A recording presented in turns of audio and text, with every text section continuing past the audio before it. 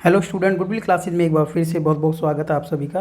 Class 11th का हम business study कर रहे हैं और अब जो हमारा टॉपिक स्टार्ट होने वाला है वो है important document in formation of a company. देखिए, हमने ये पढ़ा था कि जब एक कंपनी का फॉर्मेशन होता है तो क्या क्या स्टेप्स होते हैं वो हम लोगों ने पढ़ा था। ठीक है, अब हम पढ़ने वाले हैं कि इम्पॉर्टेंट डॉक्यूमेंट जो सबमिट हम कराते हैं रजिस्ट्रार के पास वो कौन कौन से होते हैं। ठीक है, तो पहला जो डॉक्यूमेंट है जो काफ़ी इम्पोर्टेंट है, सबसे इम्पोर्टेंट ही है ये, वो है जो हम रजिस्ट्रार के पास सबमिट कराते हैं। फर्स्ट नंबर पर है मेमोरेंडम ऑफ एसोसिएशन। ठीक है, मेमोरेंडम ऑफ एसोसिएशन क्या है? जब एक प्रमोटर, ठीक है, जो बिजनेस को फॉर्म्ड करता है, ठीक है, जिसके पास एक आइडिया अपॉर्चुनिटी होती है, तो वो मेमोरेंडम एसोसिएशन तैयार करता है जिसके अंदर किसी भी बिजनेस की जो भी लिमिट्स होती हैं, क्या ऑब्जेक्टिव बिजनेस का है, मेन मोटिव बिजनेस का क्या है, उसको लेकर के चला जाता है। ठीक है, तो वो होता है memorandum of association. The memorandum of association is the principal document of the company. Company का सबसे प्रिंसिपल डॉक्यूमेंट है जिसके अंदर उसकी सारी ऑब्जेक्टिव्स लिखे रहते हैं। ठीक है, इट इज़ द कॉन्स्टिट्यूशन, ये एक उसका कॉन्स्टिट्यूशन है। ठीक है, मेन चार्टर, ठीक है, the charter of the company and set out the limit, और ये लिमिट सेट करता है with in which the company must always function. ठीक है, कुछ लिमिट डिसाइड करता है जिसके अंदर कंपनी को वर्क करना है। ठीक है, कुछ लीगल कुछ लिमिट्स हैं, उसके अंदर वो कंपनी काम करेगी, अपने ऑब्जेक्टिव को पूरा करेगी। तो ये मेमोरेंडम ऑफ एसोसिएशन डॉक्यूमेंट होता है जो हमें रजिस्ट्रार के पास सबमिट करना होता है। और इसके कुछ कंटेंट हैं, जो कंटेंट इनके अंदर लिखे गए हैं, वो क्या क्या कंटेंट हैं, किसके ऊपर ये मेमोरेंडम एसोसिएशन बनाया जाता है, उसको देख लेते हैं एक बार। देखिए, तो फर्स्ट नंबर पर जो कंटेंट इसके अंदर आता है वो है नेम क्लोज। तो नेम क्लोज एक ऐसा क्लोज है, ये एक ऐसा पार्ट है मेमोरेंडम एसोसिएशन का जिसके अंदर एक जो कंपनी बनाई जा रही है उसका नेम क्या है, और वो नेम जो होगा वो एक नेम यूनिक नेम होना चाहिए, किसी और अदर कंपनी से मैच नहीं करना चाहिए। और ये नेम कुछ ऐसा नहीं होना चाहिए जो किसी को मिसगाइड करता हो। ठीक है, नेम ऐसा नहीं होना चाहिए जो आपको ये दिखाए कि आप गवर्नमेंट की ही कंपनी है, ऐसा कुछ नहीं दिखाना चाहिए। कंपनी का नेम ऐसा होना चाहिए जो किसी की फीलिंग को हर्ट ना करे, इस तरीके का नेम उसका होना चाहिए। तो नेम क्लोज है, तो ये मेमोरेंडम एसोसिएशन में ही होता है। सेकंड नंबर पर है डोमिसाइल क्लोज। सो डोमिसाइल जो पार्ट है, क्लॉज मतलब एक खंड, एक पार्ट, तो डोमिसाइल पार्ट वाले में हमें ये दिखाना पड़ता है कि ये कंपनी किस स्टेट के अंदर है। ठीक है, स्टेट का यहाँ पर हमें बताना पड़ता है कि आपका रजिस्टर्ड ऑफिस कहाँ पर है। ठीक है, कहाँ पर सिचुएटेड आपकी ये कंपनी है, तो हमें ये बताना पड़ता है यहाँ पर डोमिसाइल क्लॉज के अंदर। ठीक है, और अगर ऐसा आपने डोमिसाइल यानी अपना स्टेट अगर डिस्क्राइब नहीं किया है तो आपको, जब आपकी कंपनी का रजिस्ट्रेशन हो जाएगा तो विद इन 30 डेज़ आपको डिस्क्लोज करना पड़ेगा कि आपका डोमिसाइल में स्टेट क्या है। नेक्स्ट है आपका ऑब्जेक्टिव क्लॉज। ऑब्जेक्टिव क्लॉज नाम से ही इसका पता चल रहा है। ठीक है, तो ये हमारे मेमोरेंडम का, तो ये सबसे कोर यानी सबसे मेन पॉइंट है मेमोरेंडम का हमारे, जिसमें ये बताया जाता है कि हमारी जो कंपनी है उसका मेन ऑब्जेक्टिव क्या है। ठीक है, मेन एम क्या है, किस प्रोजेक्ट पर हम लोग काम करेंगे। ठीक है, तो ये इसके अंदर बताया जाता है। ऑब्जेक्ट इसमें क्लासीफाइड बताया जाता है, और साथ में ये भी ध्यान रखा जाता है कि कंपनी क्या होना चाहिए, लीगल होनी चाहिए, किसी भी तरीके की इलीगल एक्टिविटी नहीं होनी चाहिए, ऐसा हमारा ऑब्जेक्ट होना चाहिए। आ जाते हैं नेक्स्ट पॉइंट पर जो है लायबिलिटी क्लॉज। सो लायबिलिटी क्लॉज में आपको ये पता है कि जो हमारी कंपनी होती है ना, कंपनी में क्या होता है, जितने भी शेयर होल्डर होते हैं, ठीक है, शेयर होल्डर ने अपना शेयर्स में अमाउंट इन्वेस्ट किया होता है। कोई भी पर्सन जितना वो शेयर ले रखा है, जितना भी, ठीक है, किसी के पास ज़्यादा है, किसी के पास कम है, किसी के पास ज़्यादा है, तो इन शेयर्स के बराबर उनकी लायबिलिटी रहती है, तो उसको कहा जाता है लिमिटेड लायबिलिटी। लेकिन कई बार क्या होता है, लायबिलिटी जो हमारी होती है लिमिटेड भी होती है और अनलिमिटेड भी हो जाती है। लिमिटेड बाय शेयर्स, तो ये तो शेयर से लिमिटेड है। एक होती है लिमिटेड बाय गारंटी। कई बार हम लोग क्या कर देते हैं, एक लिमिटेड लायबिलिटी जो हमारी होती है लिमिटेड लायबिलिटी शेयर तक, एक होती है लिमिटेड लायबिलिटी, वो भी कहाँ है, बाय गारंटी। क्या होती है, गारंटी। तो गारंटी हम उसमें दे देते हैं कि इस केस में क्या होता है कि कंपनी के जो भी शेयर होल्डर होते हैं अपनी शेयर्स के बराबर तो उनकी लायबिलिटी रहती है, साथ में कंपनी की एसेट्स, जितनी भी एसेट्स है वो सारी सोल्ड आउट करने के बाद भी हम अपनी लायबिलिटी को पूरा करते हैं, जब बात की जाती है लायबिलिटी बाय गारंटी। ठीक है, लायबिलिटी गारंटी तक हमारी रहती है। चलिए, तो ये बात हो गई थी लायबिलिटी की। कई कंपनी ऐसी भी होती हैं जो अनलिमिटेड जिनकी लायबिलिटी होती है, लेकिन ऐसी बहुत कम कंपनियां हैं जिनकी अनलिमिटेड लायबिलिटी रहती है। ऐसा नहीं है कि नहीं होती हैं बहुत कम।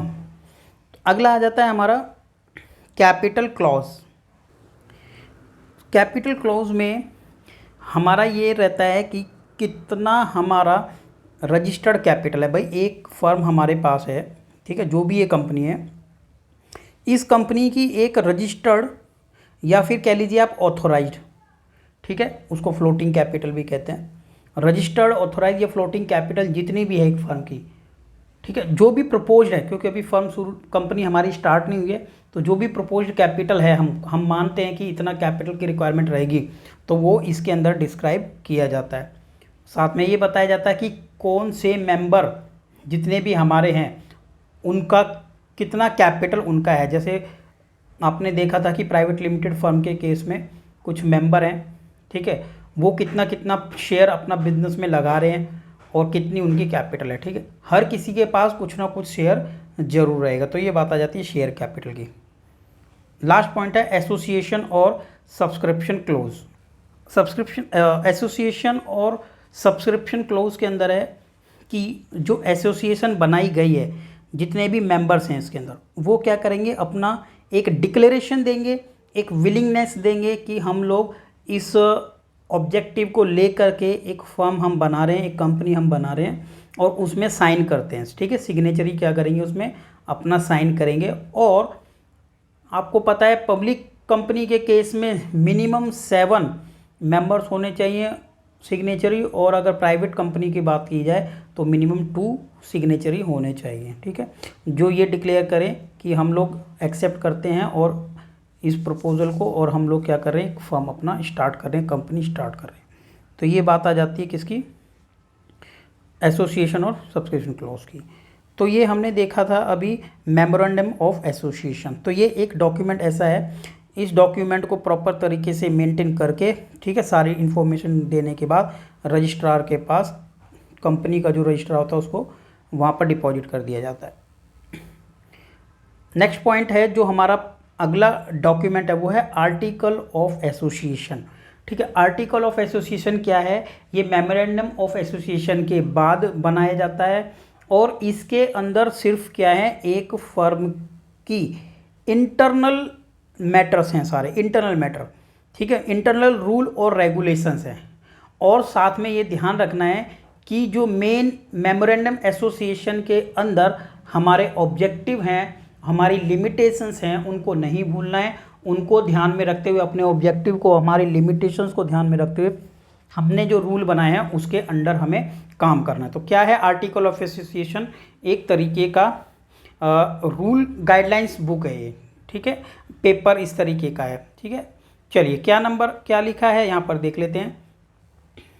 The article of association of a company contain rule. आप ध्यान रखेंगे अगर रूल तो आपको याद रहेगा।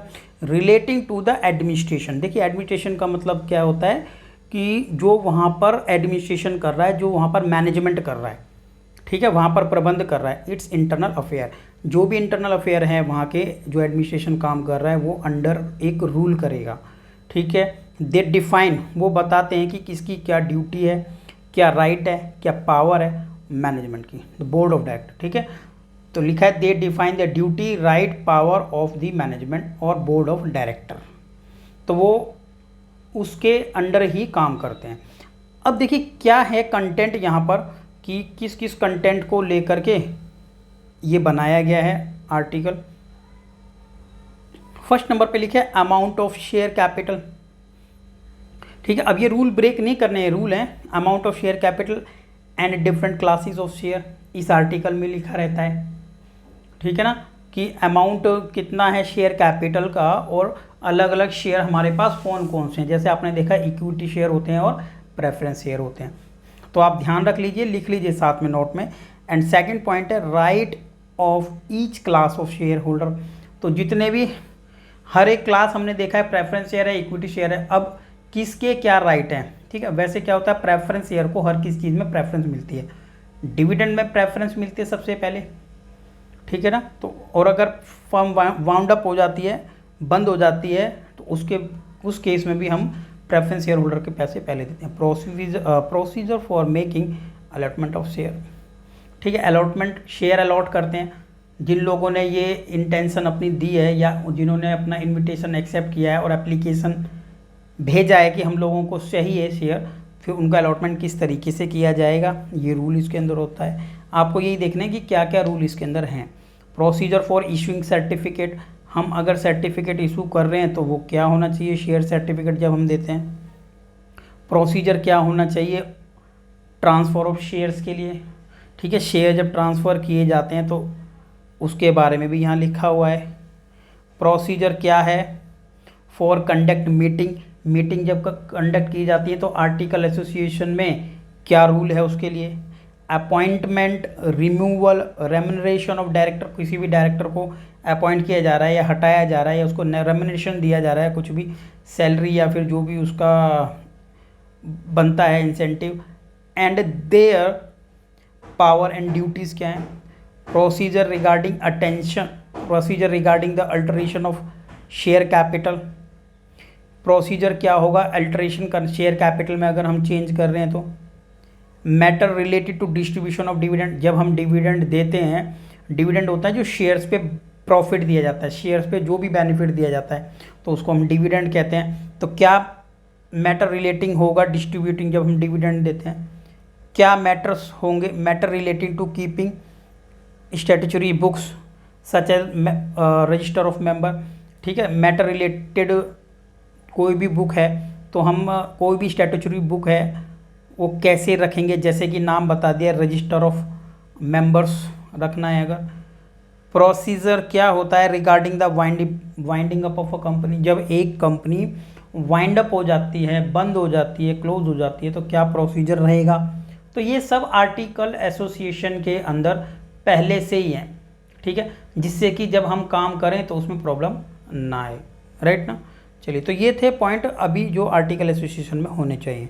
नेक्स्ट देखते हैं आगे। देखिए, ये difference between memorandum association article association बहुत इंपॉर्टेंट है, एग्जाम में कई बार पूछा गया है। तो सबसे पहले आप देख लीजिए क्या लिखा है यहाँ पर, पर्पज़, कि पर्पज़ क्या है मेमोरेंडम एसोसिएशन बनाने का, आर्टिकल एसोसिएशन बनाने का। तो ये मान लीजिए आप इससे बड़ा है, ये बड़ा है और ये छोटा है। ठीक है, ये मेन है मेमोरेंडम एसोसिएशन, तो लिखा है basic purpose of memorandum association lay down the charter और कॉन्स्टिट्यूशन। एक कॉन्स्टिट्यूशन की तरह है, जैसे एक कंट्री का कॉन्स्टिट्यूशन होता है ना, ये एक कंपनी का कॉन्स्टिट्यूशन है। ठीक है, मेन इसके अंदर मेन रूल हैं। ठीक है, हाँ, और ये क्या है एक काम करने के रूल है। The basic purpose of article association is the rule regulation, internal management के लिए है, राइट, ये इंटरनल मैनेजमेंट के लिए। पॉइंट नंबर सेकंड, कंटेंट क्या क्या है, देखो इट डिफाइन द ऑब्जेक्टिव, ये ऑब्जेक्टिव बताता है, ये लिमिट बताता है कंपनी की, स्कोप क्या है कंपनी का। ठीक है, और ये क्या है कि ये प्रोसीजर बताता है टू अचीव द ऑब्जेक्ट। अब ये ही ऑब्जेक्ट जो हमने बनाए हैं उन ऑब्जेक्ट को कैसे अचीव किया जाए रूल को फॉलो करते हुए, ये बताता है आर्टिकल एसोसिएशन। ठीक है, सुपरमेसी में क्या लिखा है, it is the fundamental document.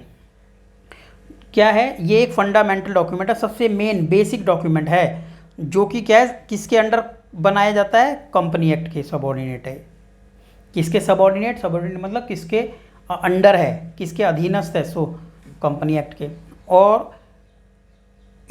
ये वाला जो हम डॉक्यूमेंट बना रहे हैं आर्टिकल एसोसिएशन, ये किसके अंडर आता है, मेमोरेंडम ऑफ एसोसिएशन के अंदर आता है। ये वाला जो डॉक्यूमेंट है ये सप्लीमेंट्री किसके अंदर है, ये सप्लीमेंट्री है मेमोरेंडम एसोसिएशन के ही। Now point is 4 relationship. देखिए रिलेशनशिप क्या है इसका, it govern the external relation, ये एक्सटर्नल रिलेशन में है और ये इंटरनल रिलेशन बताता है। ये एक्सटर्नल रिलेशन में बिटवीन कंपनी और आउटसाइडर के बिटवीन रिलेशन बताता है ये।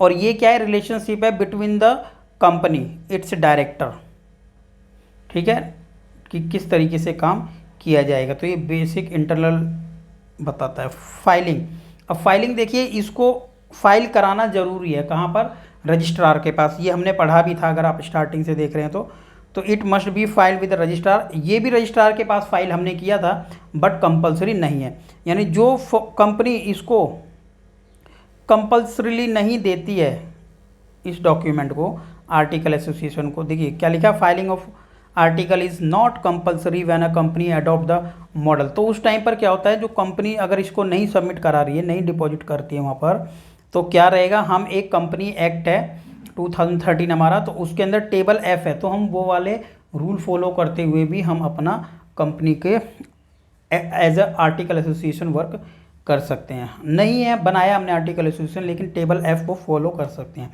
वैलिडिटी देखिए, वैलिडिटी है act beyond the memorandum of association are invalid. क्या बोला है कि इनवैलिड हो जाता है अगर हम काम नहीं कर रहे हैं, तो इसके अकॉर्डिंग नहीं काम करेंगे, इनवैलिड। और ये भी बताया साथ में कि इसको रेक्टिफाई नहीं किया जा सकता है, चाहे कितनी भी वोट आ जाए, ठीक है, फेवर में भी वोट आए ना आए, मतलब इसको चेंज नहीं किया जा सकता है। एक बार जो हमने लिमिट डिसाइड की हैं वो चेंज नहीं किया जा सकता है।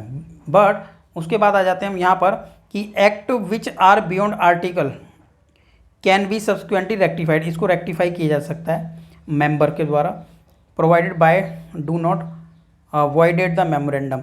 लेकिन हमें क्या करना है कि हमारा जो मेमोरेंडम है वो वायलेट नहीं होना चाहिए, तो चेंज किया जा सकता है। देखते हैं नेक्स्ट पॉइंट क्या है हमारा। अब बात आ जाती है प्रोस्पेक्टस की। तो देखिए प्रोस्पेक्टस क्या होता है, आपने बीच में अगर स्टार्टिंग से पढ़ रहे हैं तो जरूर पता होगा, एक कंपनी जब अपनी पब्लिक कंपनी क्या करती है, शेयर इशू करती है या अपने डिबेंचर्स इशू करती है, हिंदी में ऋण पत्र कहते थे डिबेंचर, ठीक है। शेयर एक तरीके का, जो शेयर खरीदेगा वो कंपनी का ओनर हो जाएगा, जो डिबेंचर खरीदेगा वो एक तरीके का ऋणदाता हो जाएगा, यानी लेंडर हो जाएगा, मनी लेंडर, कंपनी को उसने मनी दिया है, ठीक है। तो ऐसा रहता है। तो प्रोस्पेक्टस क्या होता है, एक तरीके का इन्विटेशन होता है। क्या होता है, इन्विटेशन बुकलेट है, इन्विटेशन पेपर है, एक तरीके का एडवर्टीजमेंट है ये, मान लीजिए, जिसके अंदर सारी इन्फॉर्मेशन लिखी हुई है। तो क्या लिखा है, प्रोस्पेक्टस में be defined as a notice, ये नोटिस मान लीजिए आप, या फिर एक सर्कुलर मान लीजिए, या एक एडवर्टीजमेंट मान लीजिए, और एनी अदर डॉक्यूमेंट है इनवाइटिंग, जो इनवाइट कर रहा है किसको, पब्लिक को, कि आप परचेज करें शेयर या डिबेंचर, ठीक है, मेकिंग डिपॉजिट विद इट, और आप जमा करें इस कंपनी के अंदर। अब ये एक इस तरीके का प्रोस्पेक्टस, जब आप प्रोस्पेक्टस किसी को इनवाइट कर रहे हैं कि आप हमारी कंपनी का शेयर लीजिए या डिबेंचर लीजिए, तो आपको नहीं लगता है कि सारी तरीके की इन्फॉर्मेशन देनी पड़ेगी। तो इसमें सभी तरीके की जो इन्फॉर्मेशन वो है, ये सबसे फर्स्ट नंबर पर लिखा है कि कंपनी का क्या नाम है, कहाँ पे कंपनी है, पहला मेन ऑब्जेक्टिव कंपनी का क्या है, number and classes of share, कौन कौन से आपके पास शेयर्स हैं, किस तरीके से आपने डिवाइड किया है, प्रेफरेंस शेयर हैं, इक्विटी शेयर्स हैं, ठीक है ना, ये बताना। Address and occupation of signatory, जो भी सिग्नेचरी हैं या बोर्ड ऑफ डायरेक्टर्स हैं क्या एड्रेस हैं, नेम और एड्रेस बताना चाहिए, डायरेक्टर मैनेजिंग डायरेक्टर का बताना चाहिए, name and address of company promoters का बताना चाहिए, ठीक है, देयर ट्रैक रिकॉर्ड बताना चाहिए, particular of every material contact, जो भी मेन जरूरी कॉन्टैक्ट हैं वो जरूर देना चाहिए, नेम देना चाहिए, address and other particular of broker underwriter and the banker to the issue, ठीक है ना। तो ये जब हमने शेयर या डिबेंचर इशू करने हमें, तो उनका एड्रेस देना चाहिए, बैंकर्स का, अंडर राइटर्स का।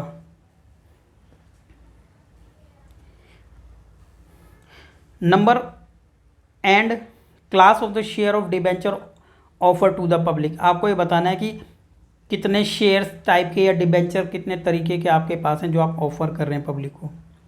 Minimum subscription that must be raise, minimum subscription क्या होना चाहिए, ठीक है।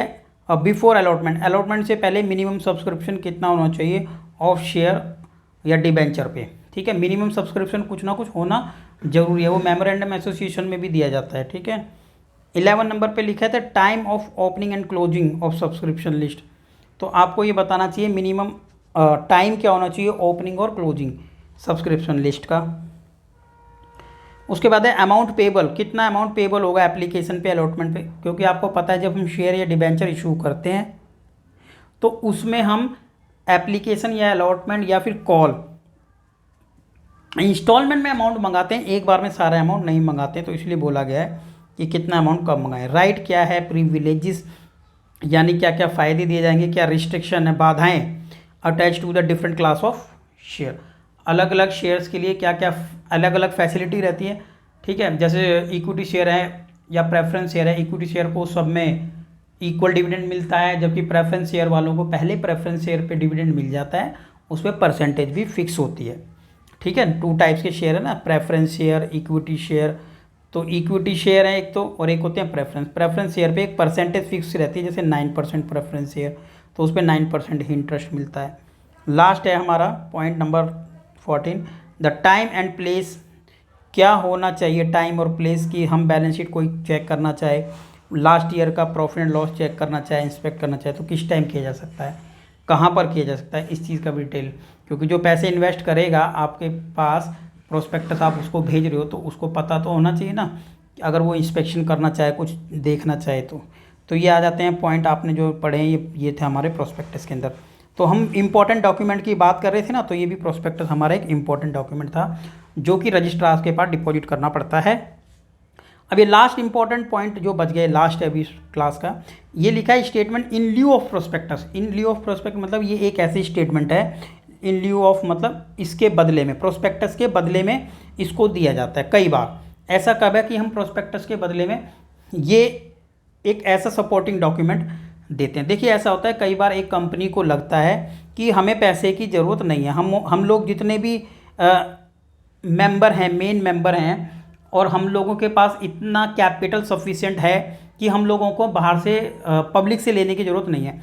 अगर पब्लिक से लेने की ज़रूरत नहीं है तो इट मीन्स कि हम लोगों को प्रोस्पेक्टस इशू करने की ज़रूरत नहीं है। अगर प्रोस्पेक्टस इशू करने की ज़रूरत नहीं है तो ऐसा हम एक डॉक्यूमेंट डिक्लेरेशन बना करके कहाँ सबमिट करा देते हैं, रजिस्ट्रार के पास। तो देखिए क्या लिखा है, a company having share capital, एक कंपनी के पास शेयर कैपिटल है, ठीक है, मे डिसाइड नॉट टू अप्रोच, उन्होंने डिसाइड किया वो अप्रोच नहीं करेंगे पब्लिक को, ठीक है, पब्लिक के पास नहीं जा रहे हैं, किस लिए, फंड रेज करने के लिए, और उनको ये कॉन्फिडेंट है कि, क्या कॉन्फिडेंट है कि उनके पास रिक्वायर्ड कैपिटल अवेलेबल है प्राइवेटली। तो इस केस में क्या होता है, हम एक स्टेटमेंट ल्यू प्रोस्पेक्टस बनाते हैं, ठीक है, प्रोस्पेक्टस के बदले की स्टेटमेंट बनाते हैं और रजिस्ट्रार को इसको डिपॉजिट कर देते हैं, ठीक है, रजिस्ट्रार के पास उसको दे के आते हैं,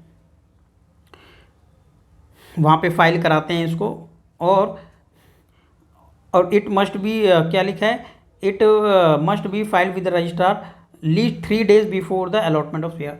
अब मान लीजिए आपने एप्लीकेशन तो इशू कर दी थी, अब आप शेयर अलॉट करने जा रहे हैं, अलॉट ना करके आप कैंसिल कर दीजिए, क्या कर देंगे, शेयर्स को कैंसिल कर देंगे, आप उसको अलॉट नहीं करेंगे और रजिस्ट्रार को दे देंगे बना के स्टेटमेंट ल्यू ऑफ प्रोस्पेक्टस की हम लोग ये दे रहे हैं और हम लोगों को ना शेयर इशू करने की रिक्वायरमेंट नहीं है। तो जिनसे भी अगर आपने एप्लीकेशन का अमाउंट मंगाया होगा तो आप उनका एप्लीकेशन रिफ़ंड कर देना, बिकॉज आप अलॉटमेंट नहीं करने जा रहे हैं अपने शेयर्स का।